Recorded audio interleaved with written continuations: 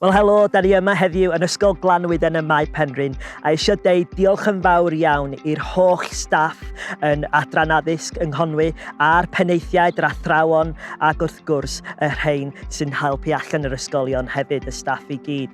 A hefyd, da ni eisiau deud diolch yn fawr iawn i'r plant a'r rhieni am yr holl gwaith anodd dydych chi wedi wneud a'ch amyneddgar dydych chi wedi dangos i bawb dros y misoedd diwetha wrth wneud gwaith yn ysgol adra.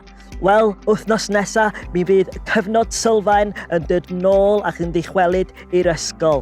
Mae'n bwysig iawn i gwybod bod y pob staff wedi cael cynnig prawf Covid-19 yn ychwanegol i wneud yn siŵr bod yr ysgol yn saff i'w agor yr cyfnod sylfaen wythnos nesaf. Ac yn olaf, dwi eisiau deud, cofiwch bod hyn ddim yn bywyd yn dod i'r arfer. Mae rhaid i ni cario ymlaen fel ydyn ni, peidiwch â chymysgu o allan y lleoliad yr ysgol efo teuluoedd gwahanol.